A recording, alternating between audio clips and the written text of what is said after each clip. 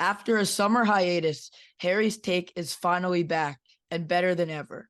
This episode is surely worth the wait.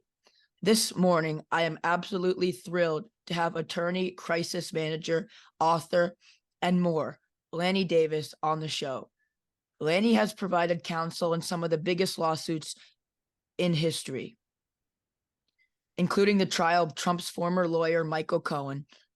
Lanny has also served on the special counsel of former President Bill Clinton and was appointed by former President George W. Bush to serve on the Privacy and Civil Liberties Oversight Board in 2005. It is safe to say that Lanny is a very accomplished individual, and I couldn't be happier to welcome him onto Harry's Take. Welcome, Lanny. Thank you, Harry. Nice to be here. Okay, so to start off, I want to ask you a few questions about the Michael Cohen case. For those who don't know, the Michael Cohen case involved the prosecution of Donald Trump's former personal attorney and fixer, Michael Cohen, on charges including tax evasion, bank fraud, and campaign finance violations, which ultimately led to his cooperation with federal investigators and a significant impact on the Trump presidency. So, Lanny, can you provide some insights into your role as Michael Cohen's attorney during his legal troubles in cooperation with the government? Well, my only role, not as a criminal defense lawyer, he had another lawyer when the Southern District prosecutors in New York prosecuted him, and he pled guilty to almost all of the crimes he pled guilty to were actions that the prosecutors said were directed by Donald Trump for his benefit, as Michael would explain. So I wasn't his criminal defense lawyer. I was an advisor when he decided at some point after his work for Trump and after his guilty plea to speak to the public and to speak the truth about Donald Trump after over 10 years of working for him. And in that capacity, I helped advise him when he appeared before a congressional committee publicly on both national and international television. I was his advisor as to how to do that effectively. Oh, so that's interesting. So what would you say were the most challenging aspects of dealing with such a high-profile case, as you mentioned, was broadcasted globally? Well, it was quite easy under the circumstances. Of course, it was a challenge and a lot of pressure because of the reality of Republican critics on this committee, the House Oversight Committee, chaired by the late Congressman Elijah Cummings from Maryland. But the Republicans, led by Congressman Jim Jordan of Ohio, and then Congressman Mark Meadows, before he became President Trump's chief of staff, were expected, and they lived up to expectations, to do nothing but name call Michael with the word liar. And we had to be prepared for basically verbal abuse without facts, because all Michael spoke were facts, and we backed up those facts by documents. But we needed to prepare for basically labeling and attack words from the Republicans, but no facts. And we responded by using facts, not by responding, except for one exception, to their attack words of liar. They even had a sign on the wall, like eighth graders, excuse me, no disrespect intended, but I did disrespect the sign, which they had on the wall behind the Republican side of the panel, liar, liar, pants on fire. And when I saw the sign, it reminded me of eighth grade. That's funny, but that's very interesting. So you based your counsel on facts, which is probably the best thing to do rather than stoop to the level of name calling. Yes. In fact, the challenge that Michael, wasn't me, I was just his advisor. Really, all credit to Michael Cohen. He was brave. He knew he was facing severe consequences, including going to prison. The federal prosecutors said that Donald Trump directed him to pay the hush money to an adult film star, directed him to lie to Congress about negotiations with Russia over having a tower in Moscow labeled the Trump Tower. And he was untruthful, disclosing the duration of the time that he was talking to the Russians about that tower. he pled guilty to crimes at the direction of Donald Trump.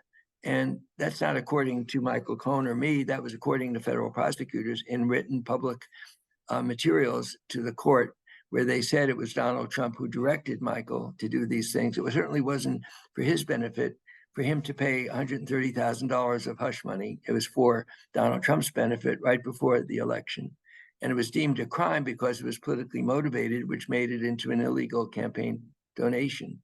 So that side of things, I wasn't really a part of. He had a defense counsel in New York that helped guide him through his guilty pleas. What we were doing in front of Congressman Cummings, knowing it would be in public for the first time, is for Michael Cohen to accept responsibility for all the bad things he had done for Donald Trump. No excuses. Mhm. And he started out by expressing that he owned the what he called the evil deeds that he did for Donald Trump for 10 years. No excuses.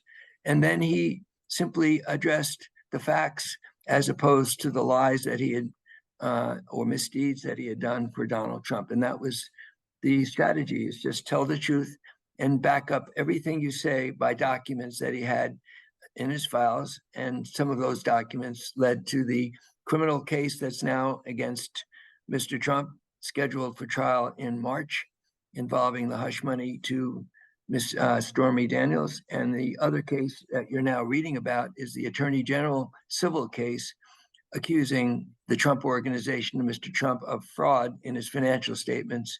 All that began, and to this day will be about what Donald Trump did in financial statements and inventing figures to get bank loans under fraud by inflating his assets or reducing his property taxes by deflating his assets on his financial statements. And Michael Cohen laid all that out all the way back to 2019, February 27th. Everything since then, you're now seeing unfold both in the civil case. The New York Attorney General has just won a judgment on for finding the Trump Organization for committing fraud, bank fraud.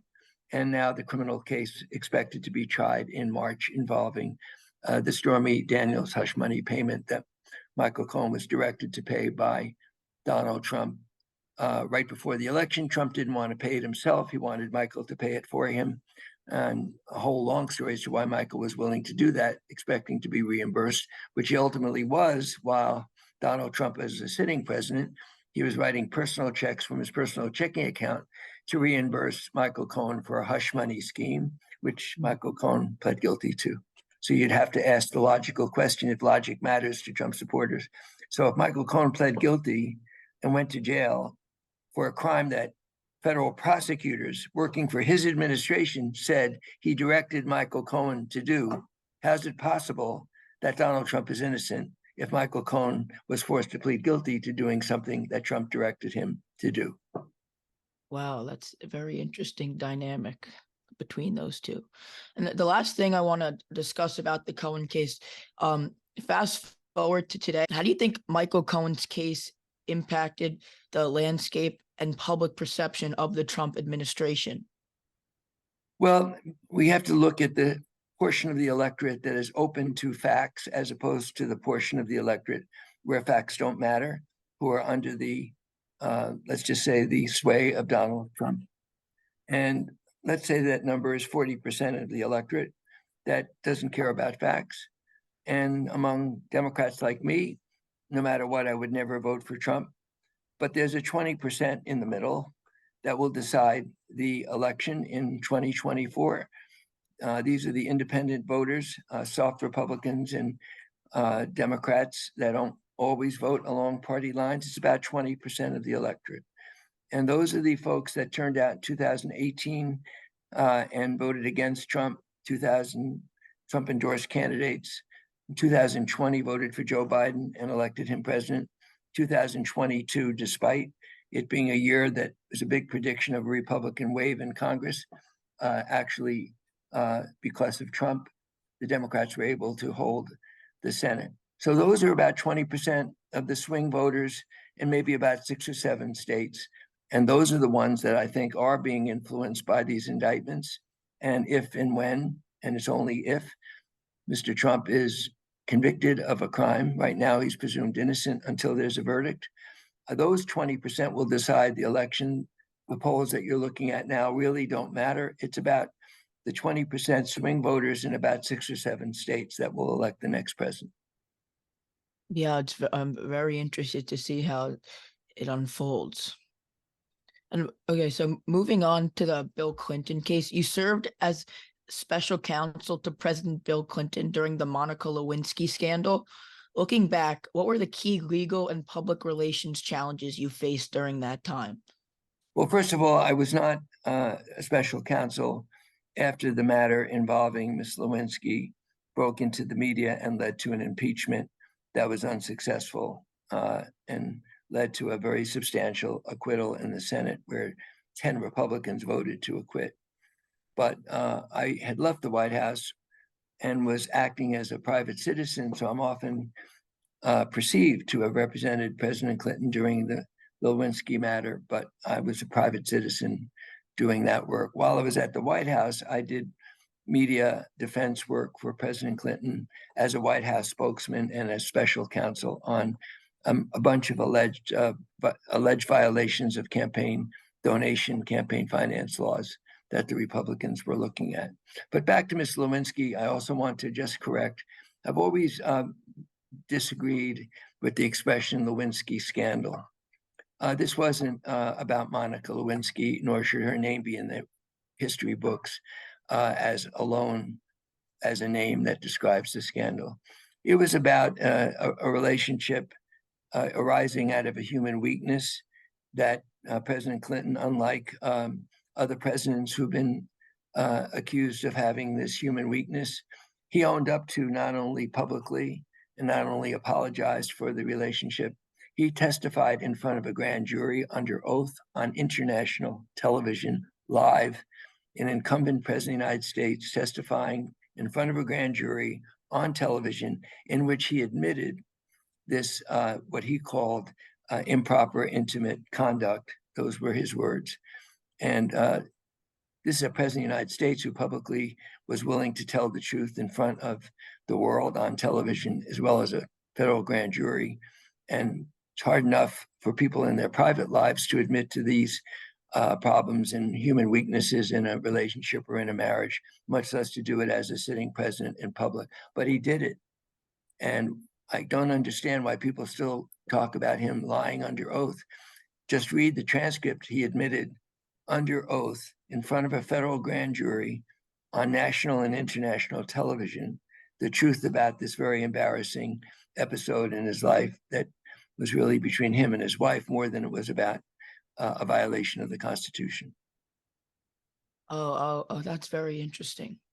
So I know that you said before that you weren't really his legal counsel. You were acting more as a private citizen and Right. advising him. But along those lines, how did you manage advising him and his defense in a sense, and managing the media circus surrounding the whole situation, because it was one of the most publicly known about things, but especially with the president. So it's very interesting to see how you deal with all the media surrounding the phenomenon. Well, first of all, my motivation for doing it and for going to the White House, a great honor to be invited to serve as his counsel and to defend him in the media on legal issues, goes back to my time at law school, where I first met the then First Lady. Back then, her last name was Rodham.